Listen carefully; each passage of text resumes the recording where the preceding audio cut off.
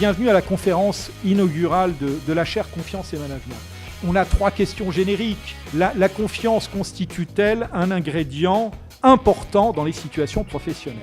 Deuxième question, le rapport à la confiance évolue-t-il, varie-t-il selon les fonctions exercées? Et puis troisième question, le rapport à la confiance évolue-t-il au cours du temps?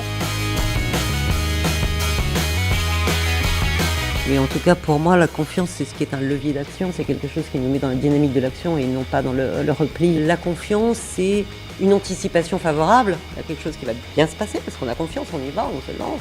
Mais avec une prise de risque assumée. Avoir confiance dans l'autre quand on n'a pas la même culture, le même background, c'est quelque chose qui se cultive. Les Russes nous disaient toujours « daveriat à proveriat », c'est-à-dire faire confiance et vérifier. Il y a une phrase que j'aime beaucoup de Georges Simmel, c'est un philosophe allemand du 19e, qui disait « La confiance est une suspension de la rationalité ». J'y reviendrai évidemment dans mon propos. La confiance, c'est quelque chose qui est dans l'ADN de la Naïf très, très profondément. Moi, ma conviction, c'est qu'il faut impérativement que nos managers deviennent des leaders.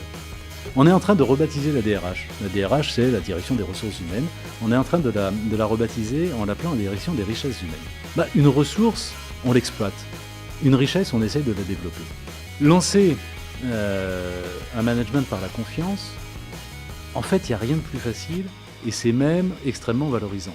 Parce que, grosso modo, vous suscitez l'enthousiasme de 90% de vos interlocuteurs. Donc c'est quand même assez facile. L'ancrer dans les pratiques et le pérenniser dans les pratiques, c'est quelque chose d'infiniment plus complexe.